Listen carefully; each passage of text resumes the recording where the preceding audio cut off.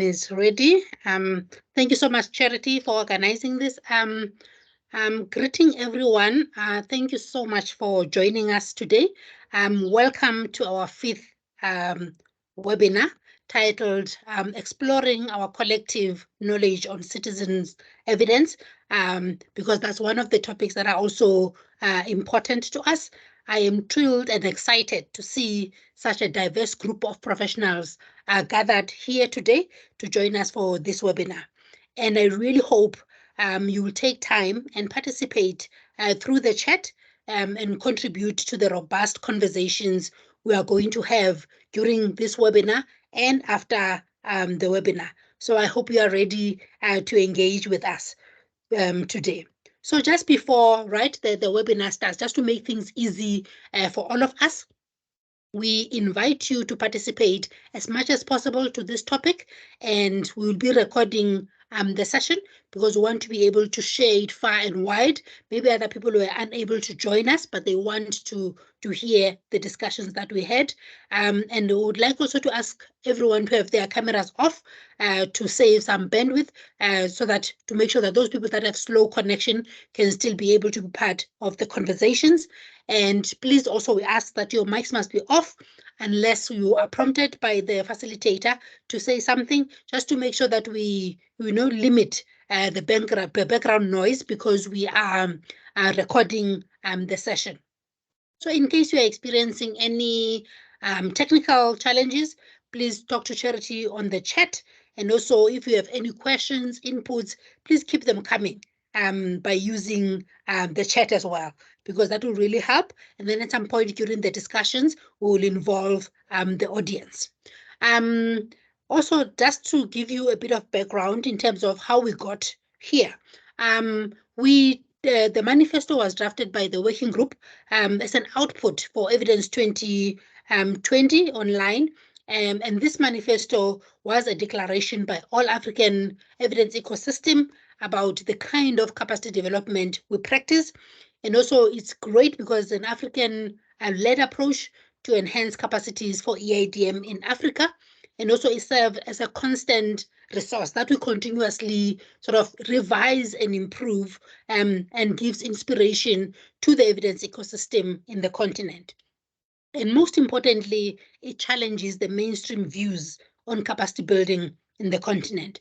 So please, I'm sure Charity will put the link on the chat so that you can have access to the manifesto, look through it yourself as well, and see what we mean about this manifesto.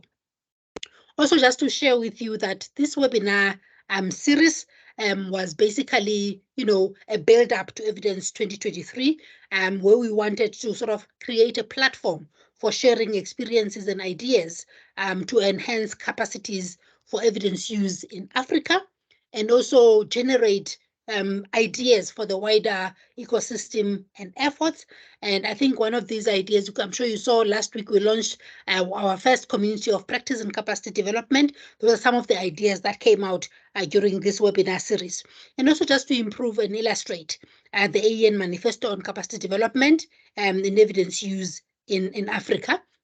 So I think about the webinar today, I think we have our moderator. I'll just introduce him just now, just to also say that the objectives of this session is just to share perspective on what different practitioners are learning about citizen evidence within their respective ecosystem, and how different actors will need to position themselves in advancing their uptake.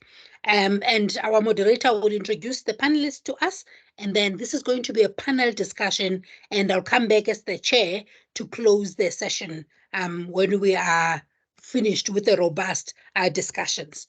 So at this point, I would like to take this opportunity to hand over to our moderator today, who is Deo. Over to you, Deo. Thank you very much, Mphathesithe, for this great chair of our session. It's such a pleasure for me to welcome each and everyone to this special session. This session is essentially about exploring our collective knowledge on citizen evidence. And as such, we need to thank very much the Africa Evidence Network for gathering all of us around that important discussion, which is all about how are our ecosystems functioning? What are the challenges that we face in our ecosystems? And what's happening as great change, great transformation in order to feed evidence production, evidence accessibility, and evidence use. And it's a pleasure for me to welcome here three of, I will say, three panelists who are quite instrumental and play an important role in the ecosystem. We have Mohammed Awal. Mohammed Awal coming straight from Ghana, the Center for Democratic Development. Mohammed is a research manager and team leader, governance and accountability practice at the Ghana Center for Democratic Development. His focus is on research and policy advocacy, and his center is a think tank that combines evidence-based research, citizen engagement interventions, and accountability and transparency initiatives in order to support the deepening of democracy and governance for inclusive development outcomes in Ghana and across Africa. Mohammed is currently leading Community-Driven Development Ghana's Evidence for Development E4D project, an initiative to strengthen the use of evidence in decision-making to improve the quality of governance and accountability in service delivery at the district level. The initiatives combines capacity strengthening activities and brings together stakeholders in local government and civil society interested in strengthening evidence use to form a community of practice in order to advance evidence-informed decision-making practice in local government across 3 districts in Ghana. The Hewlett Foundation supports the E4D initiative. Thank you very much, Mohammed, for accepting to be a panelist and share with us your perspective. Our second panelist is Candide Tamadaho. Candide Tamadaho comes straight from Benin. She is a digital project manager at the Institut africain de suivi et évaluation d'impact des politiques programmes projet de développement called Le Baromètre. At Le Baromètre, she is actively involved in evidence generation and the design of digital monitoring and evaluation system for institutions. Candide is currently coordinating the setup of the Center for Digital Innovation and Research in Monitoring and Evaluation, a capacity building and startup framework for the development of innovative digital solutions in public policy monitoring and evaluation, with a view to facilitating the accessibility and use of evidence-based data. Thank you very much, Candide, for accepting to be a panelist. I know that you will be speaking French, and a colleague of ours will translate into English. And finally, I have Mkhize Mphathesithe. I hope I pronounce very well. Thank you, Mkhize, for accepting to be part of this great experience of a panelist. Mkhize is currently a candidate for the Doctor of Philosophy in Public Policy at the University of KwaZulu-Natal. He is the recipient of the Moses Kotane Institute Research Award for his master's research, in which he investigated the localization of the Sustainable Development Goals. He is currently a contract lecturer in public administration at Mangosuthu University of Technology. He has worked in both government and non-government organizations. His research interests include public policy and development, sustainable development goals, local government, localization, and rural municipalities. While working as a lecturer, he is simultaneously involved in numerous collaborative research projects led by Mkhize, some of which are survey-based to gather evidence on economic development in KwaZulu-Natal province. Thank you very much, Mkhize, for accepting to be part of this experience and share your perspective with us. Well, it's actually high time for me to start with I will pick my first one. And the first one that I would invite will be Mkhize. And to Mkhize, my first question will be, Mkhize, can you please tell us what is the current state of producing, intermediating, and use of citizen evidence within your immediate ecosystem? How would you rate the state of activities related to the production, intermediation, and use of citizen evidence within your ecosystem? How does it work with you? Thank you very much. Good day, colleagues. My name is Mphathesithe Mkhize. I am from South Africa. Thanks, moderator, for the question.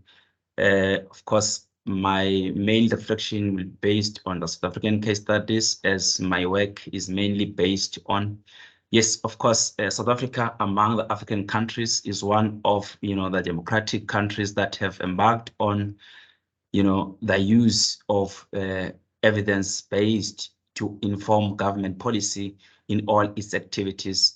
Of course, thus to give complement to what is the objective of the state as enshrined firstly by the Bill of Rights that are enshrined by the Constitution, and also to give complement to what is the government development agenda through the National Development Plan. And of course, government to give complement to these development agendas and the fulfillment of these rights has, of course, established a number of, ecosystem, or has established a widening ecosystem that is in place, which, of course, was established through the existing of Department of Monitoring and Evaluation in South Africa, where government monitors its, policies, programs, and projects through a system that was established that is called government-wide monitoring and evaluation. So, of course, as a result of that, government is able to use this system, or the government system, to inform its government, better decision-making that is normally undertaken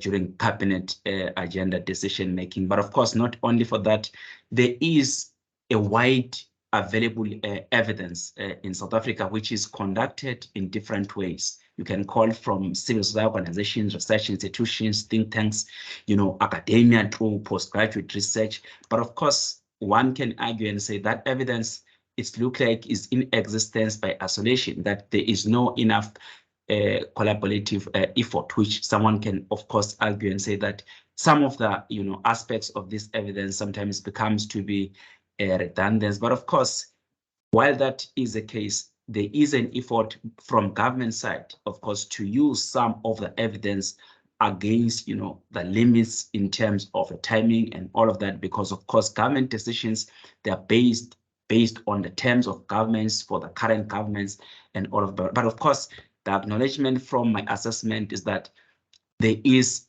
enough evidence that we have in South Africa. And of course, there is quite fascinating, of course, effort, to establish evidence, and of course to have citizens to participate in the evidence. But of course, there are of course, concerns that one, is to acknowledge. Like, for instance, citizens do participate in all these processes, like in a way of research from academia side, of course, community evidence, mechanisms that the Department of Monitoring and Evaluation runs. But at the same time, when you go, on the ground to the communities, they just feel like that when you are doing research or conducting government surveys, like as if, it's only a matter of just conducting these things, but they don't see government coming back, engaging them, on the empirical findings that this evidence would have informed. So I feel maybe that still kind of the gap that's still in existence, which I suppose, recommendations out of these sections, will help to how then that can be boosted,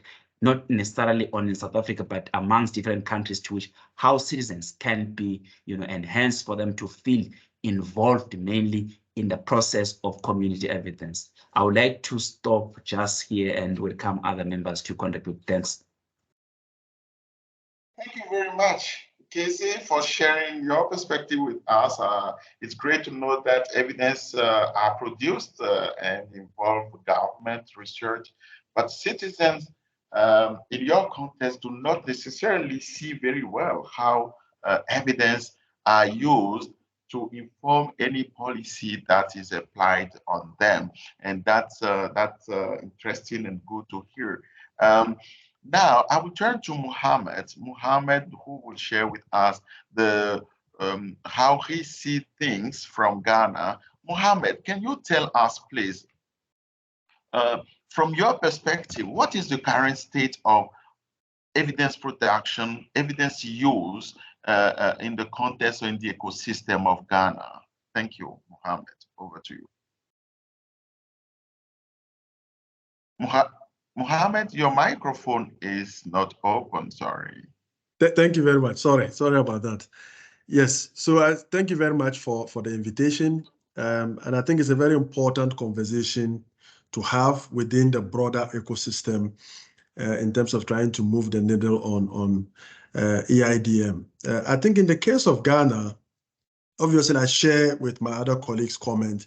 Yes, evidence is being produced, both at the level of the state with official statistics, but there's also an attempt to try and get community feedback to inform policy and practice. And this is where my organization has been quite very pivotal in trying to collect citizen-generated data to inform policy and practice. And I think that our effort have started as far back as about 20 plus years ago, when our center was at the forefront of setting up the Afro Baromètre, for example. And I think that today we are in about 40 countries or so, where we provide voice for citizens to be able to influence policy. And we've seen over time how data such as Afro Barometer data that is generated, community citizens generated information, evidence, feedback on democracy, governance, accountability, service delivery, and all of that have become quite very important to policy and practice, both at the national level, at the regional level, and all of that, but more so to the subnational level. We've seen a number of efforts on the part of civil society, particularly in relation to the SDGs, to be able to collect community data, citizens' data that are used to advocate and to monitor the extent to which we are delivering the SDGs, and we are not trying to leave anybody behind in relation to how we provide development outcomes for our citizens. And so the ecosystem is growing. The data that is generated from citizens' perspective is becoming more and more important, particularly citizen-generated data that is combined with official statistics. It's much more stronger in influencing policy and practice in a number of the ways that I have seen in our own country. Obviously, there are challenges to doing that, to how to collect that data, but also for citizens to actually feel that the programs and projects for which public resources are spent are actually programs that are addressing their everyday needs. And I think that is where the challenge is. How do they see the reality of their own voices, their own feedback in policy and practice, and then the outcomes in terms of development that comes to their communities, and then the inequities in relation to that. And so for me, in our context, citizen-generated evidence is important. We've seen that through the Afrobarometer data that we are collecting every 2 years, and we've seen how useful that data has become, both at the national and then at the regional level. But also in everyday politics and governance within country, we've seen how civil society organizations such as myself have localized information, collected this information, worked with official statistics, and to use that to monitor and to provide feedback on programming and to be able to shape policy outcomes. And we are seeing some level of efficiency and improvement in the way public resources are used to address citizens' needs. Do we see more citizens getting engaged and providing feedback that is useful? Of course, there's a long way to go. a lot of citizens, there's citizen fatigue in terms of the value of their feedback and then its impact on their lives. That's one big issue that we have to deal with over time if citizen-generated data is to become very central in the AIDM process. Is there resources on the part of the state, for example, to be able to engage with communities, with citizens, so that their feedback shape policy and practice? Of course, over there are resource limitations that we hear, for example, at the subnational level, where mechanisms to generate citizens' information, citizens' data is quite very limited. The question about how do I organize forums and bring citizens in without providing them some kind of facilitation, whether transportation facilitation or food or something else, that will enable them to be able to sit at places and provide feedback that is useful. And so there are opportunities to citizen-generated data, but there are also challenges in terms of how we generate that data and structure it in such a way that it can influence policy and outcomes. So I'll stop here and then allow others to also add their feedback.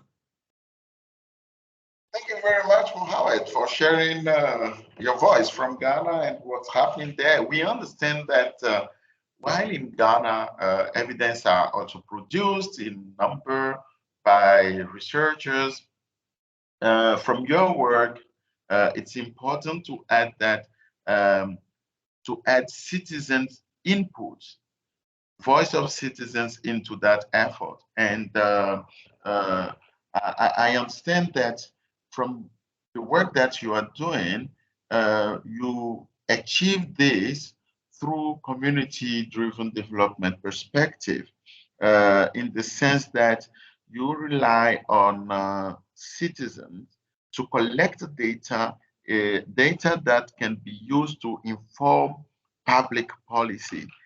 And your work is also very instrumental to Afrobarometer that collects data every 2 years in order to bring in citizens' voice.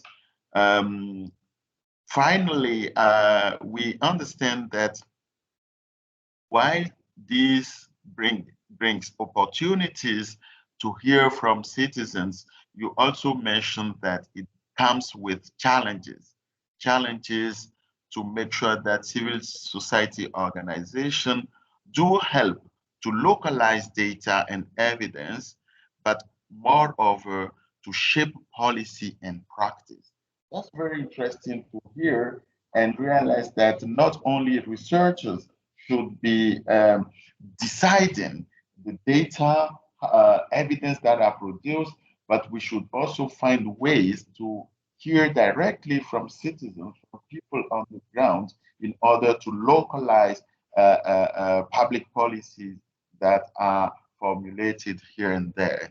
It's time then to turn to Benin and hear from the Francophone world what is happening, what's the dynamic.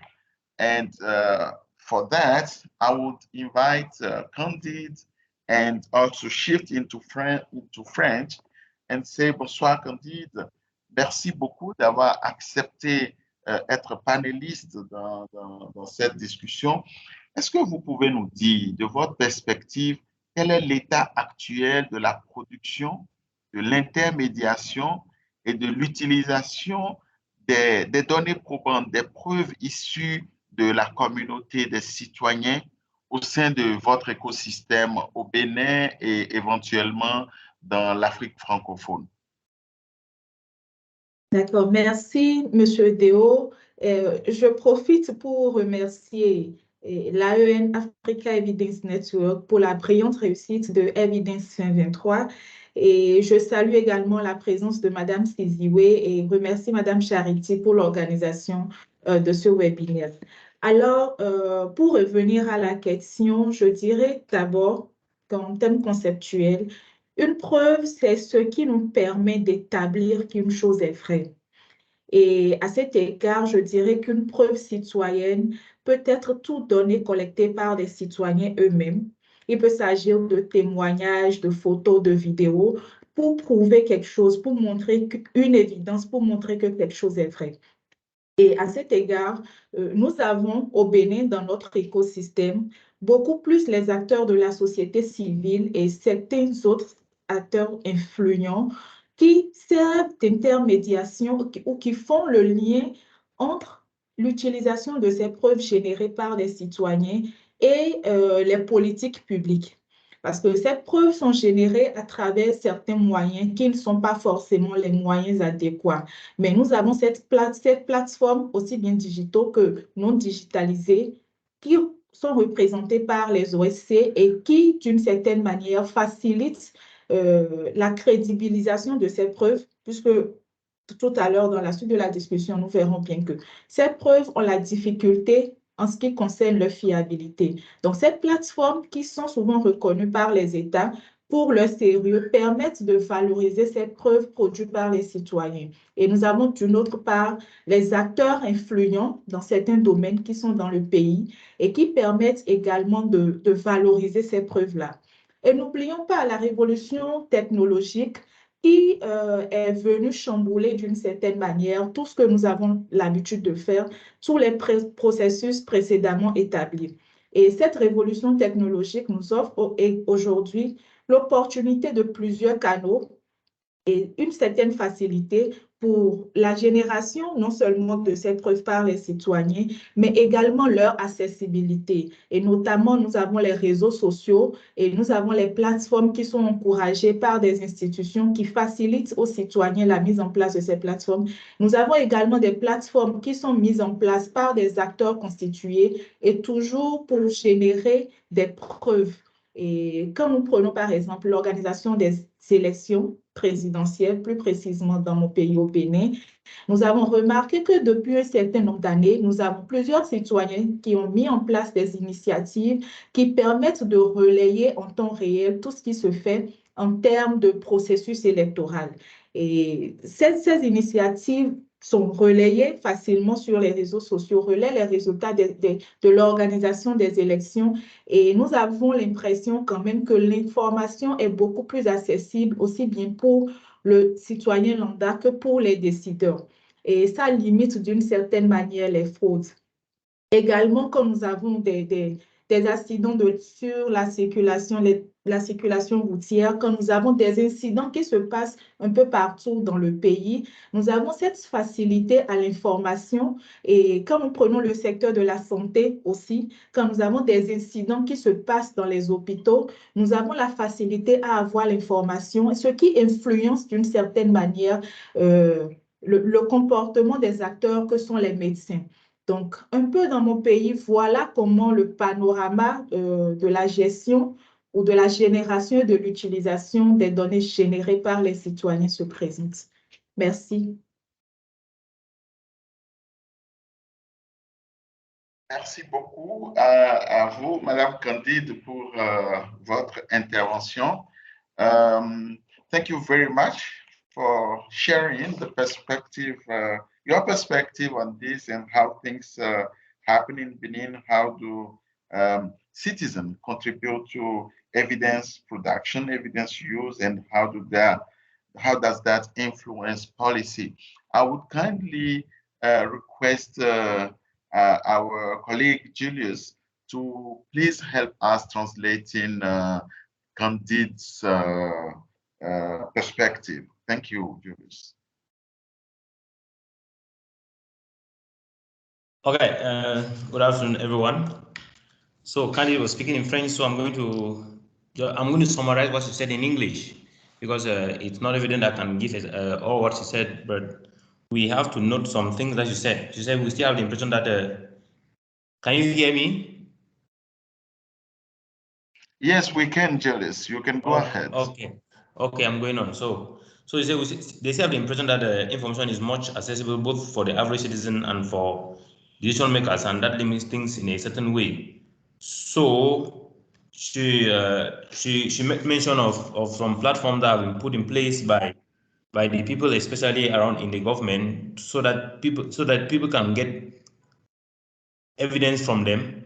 She also spoke of influencers who also help in spreading the evidence. Then there's also the technological evolution, which has made it easy for people to visit sites and to get information online. So there's much more accessibility to evidence. So still talking about platforms which have been put in place specifically for things like that. And sometimes during presidential elections, there are some platforms that are put in place by the candidates. So information generally this time around is available to citizens and available to users. That is a little bit of what she said. So that means they are working really hard on seeing that evidence is going out there. I think that's some of what she said, except she had something to say again. Thank you. Thank you very much, Jonas, for that effort of summarizing Candide's idea. I also took note of a few additional points that she raised. She said that evidence shouldn't be seen from a citizen perspective as it is produced by researchers, that pictures, stories, videos can be considered as evidence from citizens' perspective, and the means of producing those evidence are not the same means as researchers, which brings an additional contribution to evidence and what it is. She makes reference to the use of how citizens contribute to evidence production in a world that is being transformed by the use of technology and social platforms. Giving 3 examples in Benin during elections, in particular presidential elections, citizens organize themselves and set up platforms that are used to give feedback in real time on election processes, which helps to reduce frauds. She also made a reference, she mentioned platforms that are used to inform about accidents and the road traffic that generate evidence in real time and can help navigate roads. Finally, I also take note of an example she gives regarding health systems, that incident that happens at health centers are also revealed through different platforms, different systems, which are different ways in Benin for citizens to report, to generate evidence in order to influence policies and any other activities that are implemented. Thank you very much, Candide, for your perspective. It's now time for me to have this second round of questions to our panelists. And let me now start with Mohammed. Mohammed, can you please share with us from stakeholders' perspective, if there are any identifiable strong actors that you see in your context who promote the state of citizen evidence, and who are there? Which other actors need to do better if you present a landscape of the actors or stakeholders that influence citizen evidence in your context? Mohammed, over to you. Thank you very much.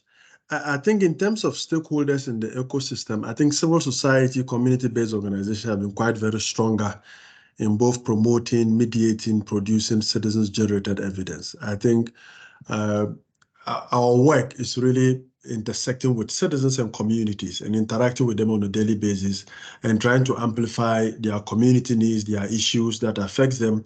And then we interface that with public officials to be able to drive the kinds of changes that will respond to their needs. And so I've seen quite a very strong activities on the part of civil society, community-based organization, social movement and activists that are quite very strong in trying to collate, articulate citizens' needs and concerns to public policy, public actors to be able to address those kinds of questions. We also have seen on the part of the state, particularly in terms of policy design processes, some attempt to involve citizens in the process. And so the state is also playing some kind of a role during policy formulation processes. Opportunities are created, spaces are created where citizens can be able to influence the process, whether as formalized groups such as civil society organizations or just ordinary citizens, where through town hall meetings, community debates and engagement, opportunities are provided for citizens' feedback to inform policy design processes and so on and so forth. So in terms of our ecosystem, I see these two actors that are playing quite a very important role, but very prominently, civil society is quite invested in that, in trying to create opportunities for citizens to amplify their voices, to mediate policy actions with their needs, their feedback that would inform policy design and resource allocation decision-making processes. The challenges, as I said in my earlier comment, is with the state, where we have to see quite a very stronger impetus from the state to try and integrate citizens' feedback. And we are currently seeing that with the SDGs, where state institutions, state agencies are encouraging citizens' feedback, citizens' monitoring of how the state is implementing the SDGs. So our National Statistical Bureau, for example, is playing quite a very central role in trying to aggregate citizens' feedback and try to create opportunities for what they may classify as non-official statistics to be part of the official statistics to see the extent to which we are making progress on the SDG. So there are opportunities on the part of the state to be a very strong actor in the ecosystem to try and influence, to try and aggregate citizens' feedback to be able to be used for policy actions that addresses community. But civil society, community-based organizations have been quite very central in trying to move on citizens and create opportunities for ordinary citizens to be able to air their feedback, their views on development, on governance, on democracy, on outcomes that affect their life, and then how to be mobilized to influence policy outcomes, both at the national level and then at the subnational level as well.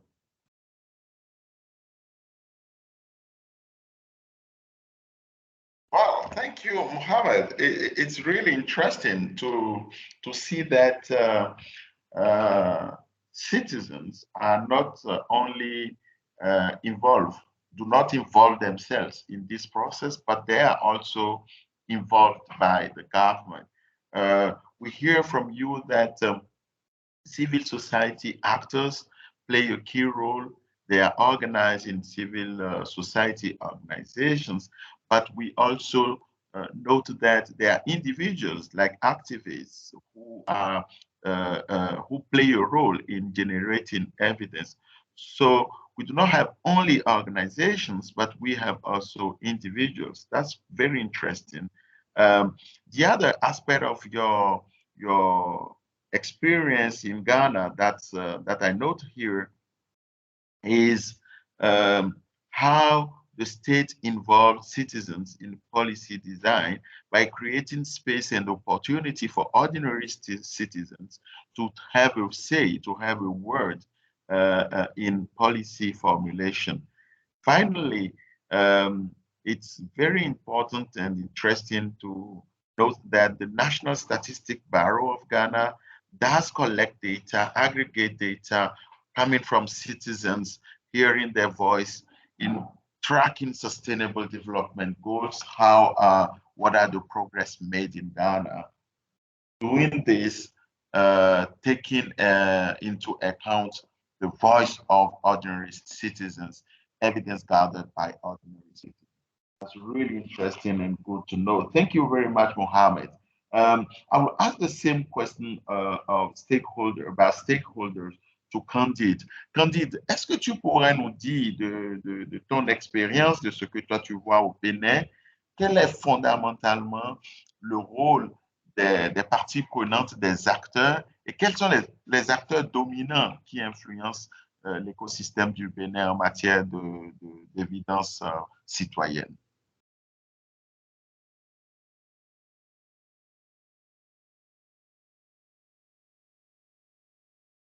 Candide, ton micro est fermé au cas où tu es en train de parler déjà. Oui, c'est bon maintenant. Merci, Monsieur Deo. Et je dirais qu'en termes d'acteurs majeurs, nous avons d'une part l'État central qui offre quand même ou met en place un mécanisme de soutien institutionnel et réglementaire en matière de fourniture de preuves citoyennes. Et à cet égard, nous avons une implication de l'État pour la mise en place d'infrastructures numériques, par exemple, quand nous prenons la connectivité de tout le territoire national, l'installation de la fibre optique ou la mise à disposition de l'Internet sur toute l'étendue du territoire national, même si dans la réalité des faits, quand nous descendons un peu plus sur les territoires, au fin fond des territoires, nous voyons que cette volonté n'est pas encore une réalité, mais toutefois, nous louons déjà la volonté de l'État à pouvoir connecter une certaine partie de la population. Donc, sur le plan infrastructure, nous avons cet effort qui est fait. Et pour ce qui est de cadrer d'une certaine manière la génération de ces preuves-là, puisque libre à la volonté des populations, nous avons la mise en place d'institutions telles que l'Agence de protection des données à caractère personnel, l'APDP, l'autorité plutôt de protection des données à caractère personnel, la PDP, qui est quand même là, qui aujourd'hui est un acteur, une institution très influente en ce qui concerne la protection des données et qui fait que dans une certaine mesure, les citoyens font attention à ce qu'ils mettent sur la toile, à ce qu'ils divulguent. Et ça également, c'est très important, la protection des données.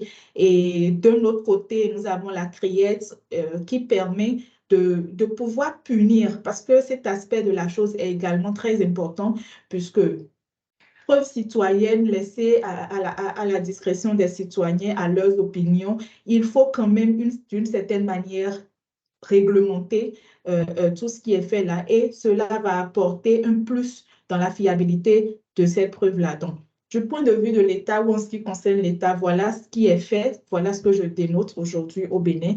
Un autre acteur majeur dans cet écosystème, c'est le secteur privé.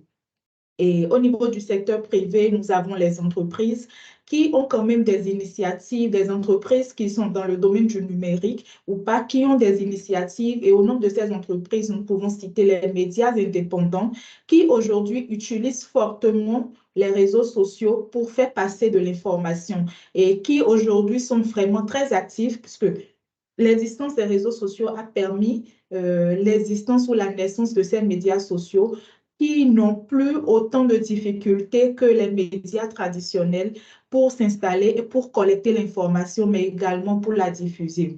À côté des médias indépendants, nous avons les entreprises telles que l'Institut, le Baromètre, qui sont dans la digitalisation, qui sont dans l'innovation et qui conçoivent et déploient des solutions qui facilitent la capitalisation ou la génération de ces preuves-là.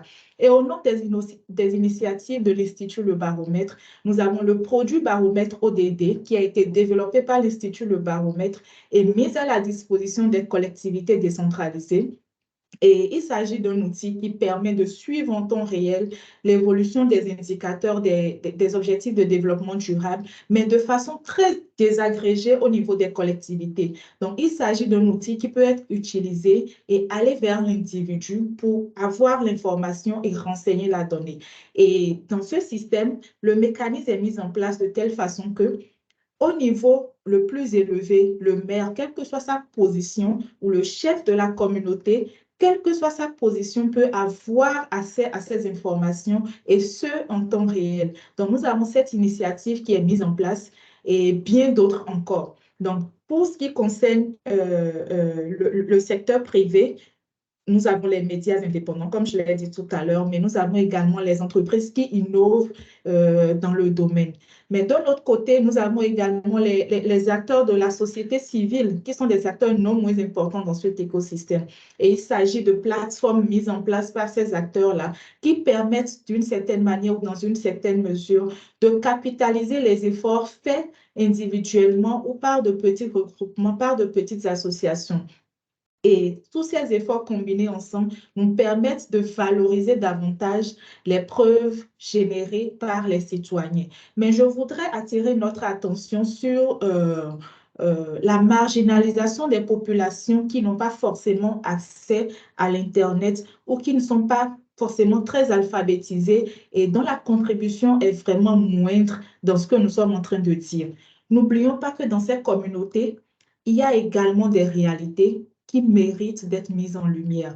Et ces réalités ne sont pas forcément valorisées ou ces réalités ne sont pas forcément prises en compte déjà quand nous prenons la démarche de l'État qui essentiellement en termes de collecte de preuves est une démarche vraiment agrégée et qui ne facilite pas forcément la capitalisation des réalités au niveau des agrégés, au niveau des populations réellement en allant vers eux. Et ces populations n'ayant pas également la facilité aux outils que nous venons de citer, la facilité à accéder à ces médias sociaux, n'ont pas forcément la capacité dans ce cas pour mettre en lumière les réalités qui viennent d'eux. Donc, n'oublions pas cet aspect-là également. Donc, voilà ce que je peux dire par rapport à l'évaluation de l'utilisation de la génération de preuves générées par les citoyens au Bénin. Merci. Merci beaucoup à vous, Madame Candide, pour cette enrichissante perspective que vous partagez. Thank you very much for sharing that very enriching perspective. I would kindly request Jolis to please summarize Candide's words with us, and I can add any additional point that I have here. Julius, over to you.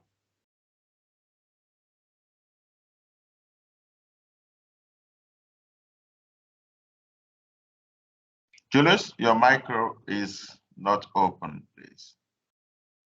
Is it okay? Can you hear me now? Yes, okay. We can. So thank you, Deo, for putting more. I think from what I got, I will say, and you add just like you did the other time. It was good. So what you said as concerns the actors to put evidence to use, we have the central state, as you said. So it offers a mechanism to help citizens to get evidence, and by doing so, by putting in place a digital platform where citizens can get the right information from it. Now we have the state also tries to connect a good number of the people digitally. So they also they put in place of a platform to protect evidence. That's a protection de données probantes. So that's to protect a platform to protect evidence, and citizens now take into consideration whatever they have to share out there. So they don't see just anything on social media and they try to share it around without checking to see if it is true or false. So that's what the government does. So looking at the private sector, we have the media, enterprises in the digital areas who use the internet to pass information. So those are media that people actually believe in, and they know that whatever they say should be true. So she also made mention of the Institut of Baromètre with their digital platform where they put in place and they share evidence, and people are able to get the right things from them. So she did also mention the contributions of actors of civil society organizations who are also there to also help these citizens get evidence. Now, she also ended with a challenge which is faced by the communities which are marginalized, who don't have internet access. So for them, it's difficult to get this evidence, and it's a call for concern because they are far from. They are not able to be connected to the digital platforms, probably because they don't have the necessary resources. So she's calling on us to think about them, to look at a way forward to see how we can help them also get evidence. I think that's what I got. Dio, I don't know if you also chip in something. Thank you. Thank you very much, Julius, for that summary. And well, in addition to the great job you just do, I would add that Candide draw our attention on the importance to regulate evidence that comes from citizens and not leave everything open in order not to harm. And from her words, in Benin, there is a national organization put in place by the government, which is in charge of personal data protection. In addition to that organization, there is another one, CREATE, that is in charge, that is a legal organization which eventually take action in case people generate false evidence. So that perspective is very interesting to have in this discussion, where we're talking about evidence generated, produced by citizens, and not using classical means of evidence production. The second point that I also like from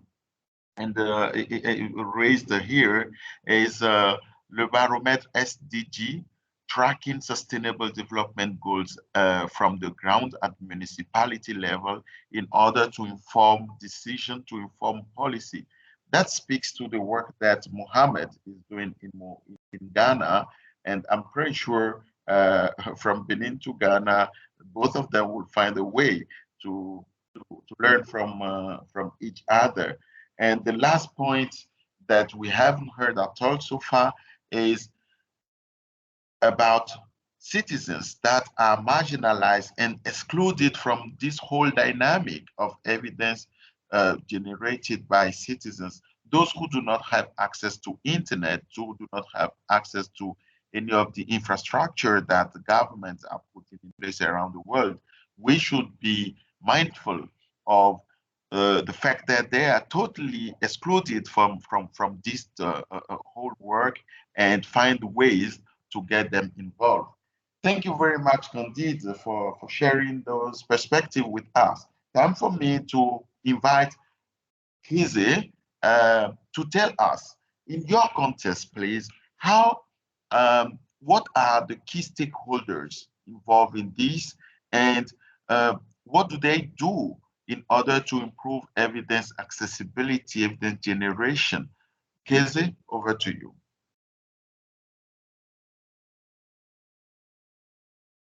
Thank you, moderator. Of course, I share the same sentiment to colleagues that civil society organizations remain the main key stakeholder in terms of facilitating community evidence, as of course they are the representatives of the communities. And of course, in that regard, they hold much of the role that they play in making sure that, the evidence is enhanced, that the society is able to have a voice in participating in government policy decisions. But however, of course, one can acknowledge that, the evidence that is being facilitated from different stakeholders, mainly by civil society organizations, while government is embarking on its own, I feel that there is still, an existing disjuncture, that there is no integrative approach in doing this. And of course, as a result, that's then, result into, and much of the evidence being not, adequately used by government, which of course I call upon all stakeholders to, come together to make sure that this kind of evidence is collaborative, that of course it will be easier that,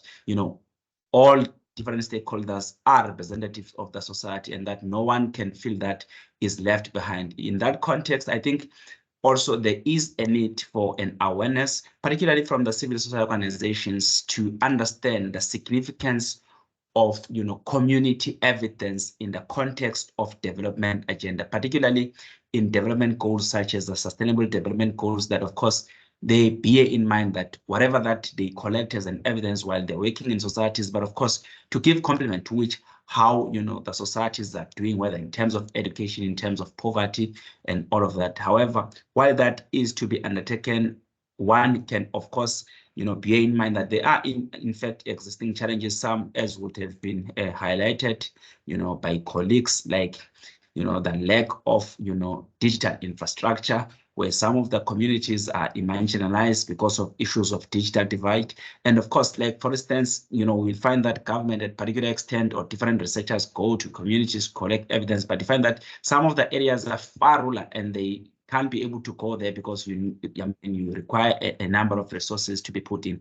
So as a result, to try to come up with ways in which how that can be addressed, I feel that I think government, if can, learn from approaches that would have been used, like communicating evidence during COVID-19, maybe it can help in trying to boost in which how communities can be able to access evidence. And of course, one will recall that government have used like, the digital platforms, like, social media platforms to inform, societies in which how is doing in managing the pandemic. And that was very kindly, interesting that, of course, you will be able to see what is the statistic today and yesterday, how, is going around my area. And of course, I think if government can be thoughtful of such kind of approaches rather than, thinking of formal approaches to, in fact, trying to make the evidence accessible technologically, I think government can, our different stakeholders can be able to do something more that can be able to help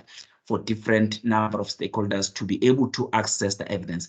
And of course, at the same time, within the local government, while stakeholders are key in this role, I feel like there's still, a gap in terms of, localizing this effort that, of course, is because of maybe the system of different governments in South Africa. Some are still centrally, governed because of the unitary, kind of context that we live in. Like, for instance, in South Africa, yes, there is much evidence that is being collected, mainly led by government and civil society stakeholders. But at the same time, when you look at which how that evidence, influence decision-making or policy decision-making is mainly centralized. And of course, I suppose that there has to be, a thinking in terms of how this kind of a form of a system can be decentralized when it comes to the context, of community evidence, while trying to influence the development agenda, so that it can be able to speak to changes that, of course, are required to influence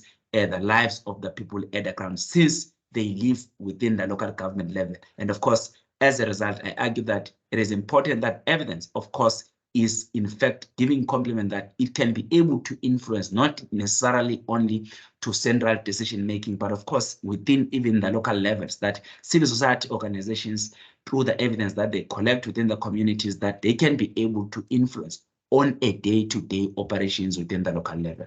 Thank you very much.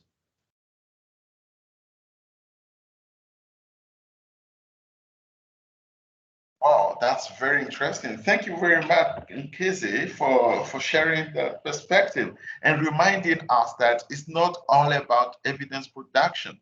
And evidence does not need to be produced at central level, but we need to work at a decentralized level, at community level, to generate evidence on one hand, and moreover, to have evidence that influence policy making, influence policy formulation. You also draw our attention on the importance to have government be creative in the way that evidence are accessed, not moving from traditional ways, but adding to traditional ways as it happened during COVID-19. Thank you very much, dear panelists, for your round of perspective regarding that second main question about stakeholders involved in citizen evidence production and how does it work in your context.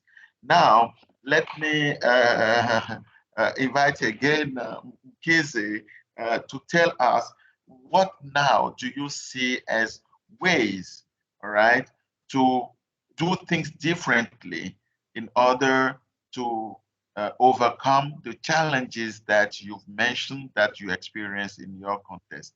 Mkhize, can you take 2 minutes to tell us what can we do differently and what can we improve regarding the challenges? Thank you.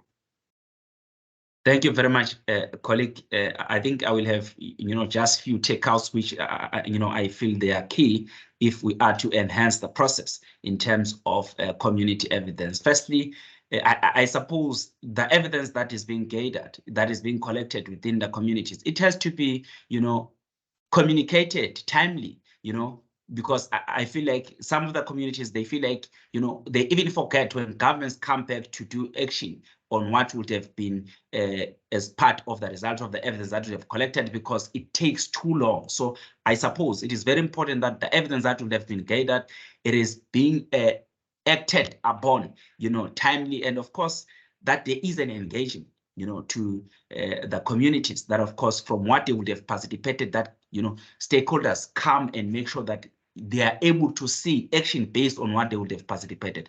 I suppose that matters. And of course, there is also a need to build infrastructure.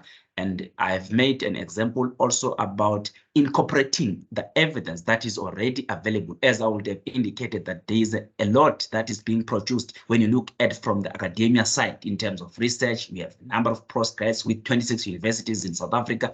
You have civil society organizations, you have government on its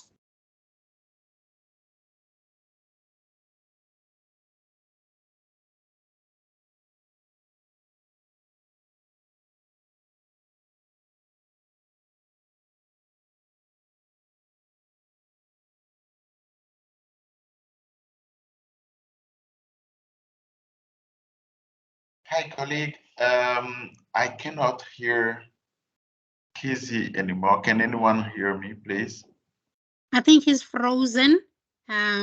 Maybe we can go to the next panelist, and when he comes back, he can wrap up. All right. Thank you very much, Cecile. So, Mohammed, from Mkhize's point, it's very clear that we need to value existing evidence.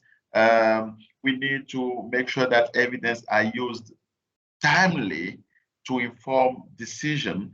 Can you tell us what do you see as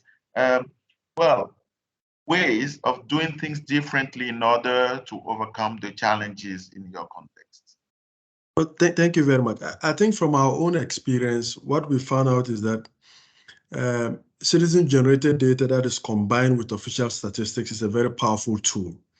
And so for people, for organizations such as our civil society, community-based organization, how we align citizen-generated data with official statistics is going to be very, very central to how community data, citizens' data is able to influence policy outcomes. And I think that is where we need to invest our time as organizations that are facilitating, mediating citizen-generated data with policy and practice and all of that. I see that to be quite very central. I think that the other part of it is really investing in systems and infrastructure, as Mkhize was saying, to try and build up a process and a system that allow continuous feedback from communities and how that is synthesized into policy and practice. It means we need to develop skills, we need to enhance capacities, both technical capacities, research capacities, to be able to do that as organizations that are mediating community interest in public policy and practice. I think finally, for me also, is the issue about communicating both the evidence, citizen-generated evidence, but also the impact, right? If these are the things that community says they want, how has it influenced policy and in which way is it impacting community life? How we are able to do that part of the communication and the uptake, I think is going to be very central to trying to bring citizen-generated data and make it more useful in decision-making and then the outcomes that communities are able to see. Thank you, Mohammed. I hear you very well and clearly. You remind us that it's important to continue investing in citizen generation of evidence in order to inform practice. But we also need to invest into systems and infrastructure while not forgetting to develop capacities and skills so that citizens do really contribute to evidence production and evidence use. I can see Mkhize is back. Mkhize, do you want to say any additional words to what we've heard from you? Sorry, colleagues. Thanks.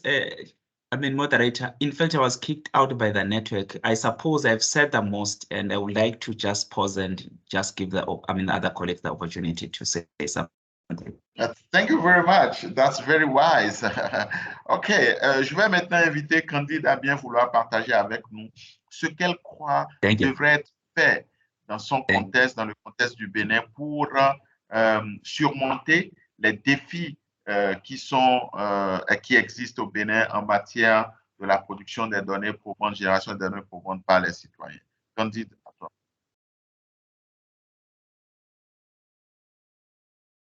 Merci pour la question. Et, ce que moi je vais dire déjà est que nous reconnaissons tous qu'en matière de génération de données probantes par les citoyens, il y a beaucoup de défis, encore dans notre contexte africain globalement, mais surtout au Bénin. Et pour me pencher sur ce qui est du cas du Bénin, je dirais qu'au nombre de ces défis, nous avons d'une certaine manière la politisation de l'information, qui est un énorme défi. Nous avons les canaux de soumission de l'information qui sont également des défis qui jettent du discrédit sur cette preuve fournie-là. Nous avons également l'accès limité aux infrastructures pour la génération de ces informations plutôt. Et nous l'avons vu ensemble tout à l'heure que les populations qui ont de difficultés à accéder à l'Internet ou qui ont de difficultés à accéder aux différentes plateformes n'arrivent pas forcément à produire ou à contribuer à la génération de ces preuves-là. Donc, pour pallier à ces différents défis qui varient bien sûr en fonction des contextes et notamment les défis que nous avons notés dans le contexte du Bénin, je dirais que dans un premier temps, nous pouvons organiser au niveau des organisations de la société civile des renforcements de capacités afin de renforcer la capacité des citoyens, mais également de les outiller en matière de génération de preuves citoyennes qui peuvent être valablement utilisées dans les conditions qu'il faut. Donc, il s'agira pour les OSC de s'organiser réellement pour renforcer les capacités des citoyens afin de les amener à produire ces preuves-là dans les conditions qu'il faut et en utilisant les outils qu'il faut afin que ces preuves puissent être valables, puissent être utilisées par les décideurs, puissent être utilisées pour la prise de décision. Donc là, avec les OSC, voilà ce que moi je pense qu'on peut faire. Et d'un autre côté, nous pouvons voir le gouvernement, les efforts qui sont faits sont alloués, mais nous savons tous et nous reconnaissons tous que l'Internet est un élément majeur aujourd'hui dans notre contexte, dans la disponibilité, l'accessibilité de l'information. Donc, nous allons encourager les acteurs au niveau de l'État central à davantage continuer les efforts qui sont en train d'être déployés sur le territoire pour que l'accès à l'Internet par tous les citoyens, quelle que soit leur position géographique, soit une réalité. Ça, c'est le premier point auquel je voudrais inviter les gouvernants. Mais d'un autre côté, je voudrais également inviter les gouvernants à encourager les initiatives du secteur privé pour que ces initiatives puissent réellement servir à la communauté, puissent être déployées et puissent pérenniser. Parce que nous savons que c'est des réflexions, c'est des initiatives qui sont prises par ces acteurs-là parce qu'ils ont décelé un problème à résoudre. Et sans la volonté politique qui accompagne ces différentes initiatives, je pense que les entreprises auront du mal à rendre ces outils disponibles, alors que nous savons que dans un même temps, les populations ont besoin de ces outils pour filtrer la qualité de l'information qu'ils produisent. Alors, nous voyons tous que nous avons besoin d'une interaction, d'une collaboration entre secteur public et secteur privé afin de rendre meilleure la qualité des données qui sont produites par les citoyens et cela va davantage renforcer leur fiabilité et leur utilisation dans la prise de décision. Merci. Merci beaucoup. Thank you very much for sharing those points. We are now heading toward the end, but we kindly request Julius to please summarize Candide's words. Julius, your micro is not open, please. Okay. I would like to talk about what Candide just said. So Candide made mention of some challenges that they are facing as far as getting evidence to citizens is concerned. One of the challenges is the fact that they are politicizing information. That means information now is being politicized. That means it's being heard by the political communities. Now, she also made mention of limited access to infrastructure with evidence. So there's a limited access to infrastructure where we can get this evidence. Now, there are also citizens who have been marginalized and they are not able to take part in getting this evidence, probably because they don't have access to internet. So there's also as solutions, she's proposing that there should be capacity building on citizens. They should carry out capacity building on citizens on how to generate evidence, and when they carry out these capacity buildings, they can associate them in gathering the evidence, so that the evidence can be used in making decisions. So when they train them, or when they carry out capacity building with them, they should also associate them to gathering the evidence. Now, on the part of the government, she made mention that the government should make internet accessible to everyone. They should keep trying. They should continue trying to make internet accessible to everyone, even those who are in those far off places. Now, the government should also help those private organizations involved in evidence gathering and evidence dissemination, because it is only through this that they can be able to make their voices heard. So thank you. That is what I got from what she said. Thank you. Thank you, Julius. This actually brings us to the last part of this very interesting webinar. And I know that our panelists clearly showed us that civil society is contributing a lot to capacity, to evidence generation, but we also have individuals, activists that play a key role in evidence production.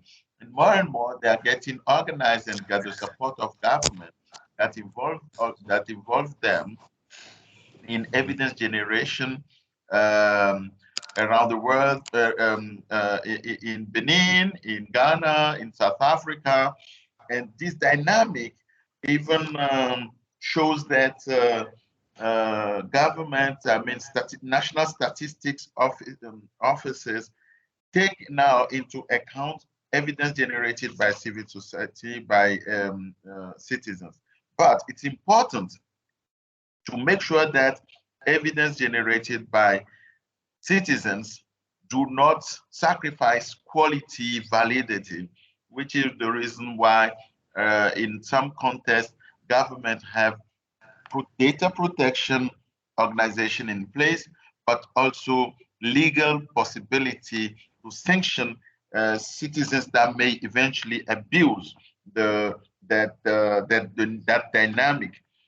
From this webinar, we can also note that while there's this very interesting dynamic around evidence produced by citizens, part of the community is excluded for this whole change, whole transformation, because they do not have, some do not have access to the infrastructure, internet namely, but also the means, the channels. And it's important to build capacities around those issues. It's important for government to invest in infrastructure and make sure that there's access to internet for everyone, no matter where they are in rural or urban communities. And that's probably the very important and final conclusion that we can draw from this webinar. More needs to be done for citizens to contribute to evidence, but quality evidence.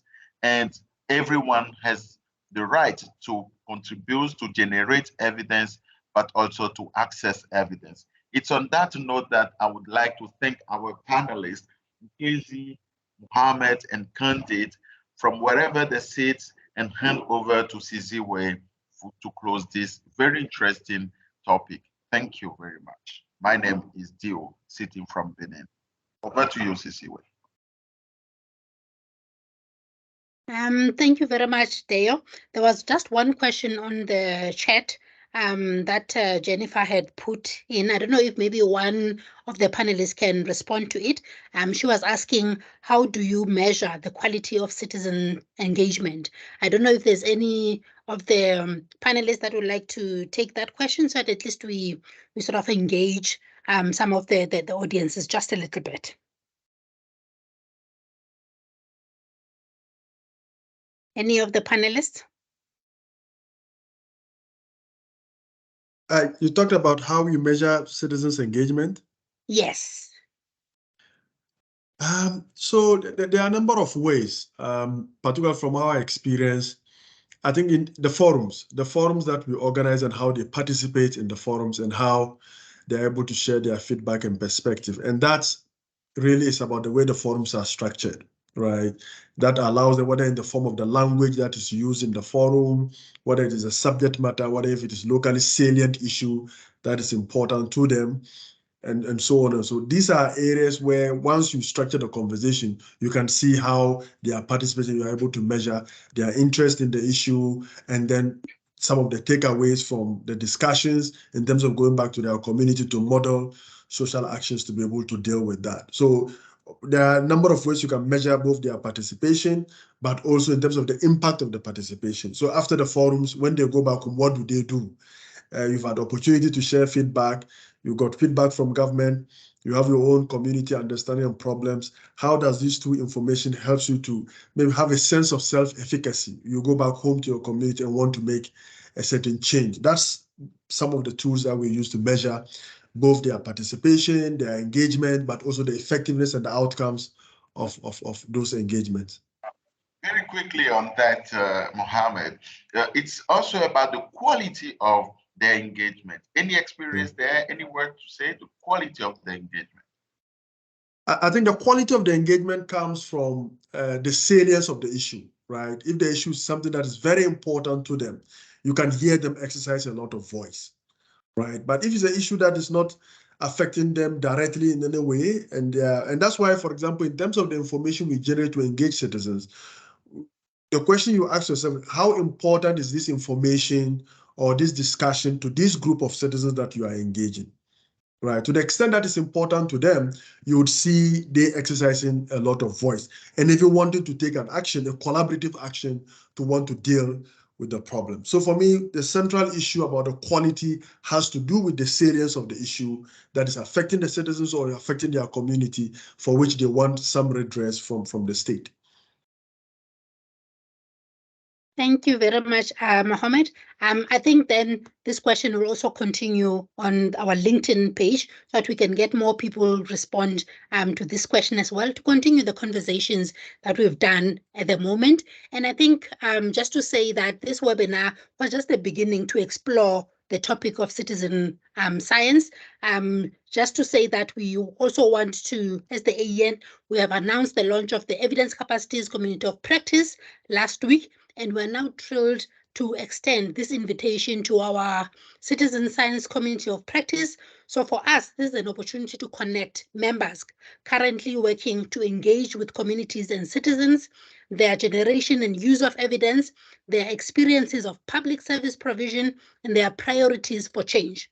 In doing so, we want to better understand what is happening and what might be developed to fill the gaps of community or citizens' evidence. So if you are interested in joining this community of practice, please feel free to send an email to the AEN so that we can explore that community of practice next year. So if you look out at our socials, we'll also share it there so that people can start to sign up if you are interested to explore this topic better and in a smaller group, just to make sure that we contribute to the space. In closing, the recording and the blog for this webinar will be published for continuous engagement and also taking questions that we did not tease out very well during the session to continue to tease them out on LinkedIn. So I think that will really be great to make sure that we continue this conversation and try to find a way to contribute to this topic the best way that we can. And at this moment, I would like to take this opportunity to thank all the panelists. Thank you, Deo, for moderating this session. Thank you to all the participants that have joined the session. Please continue to engage with us. This is our last webinar for 2023. I think we're excited to explore more topics for the webinar sessions, communities of practice in 2024. Thank you very much for joining us. looking forward to working with you again in 2024. Thank you so much, everybody.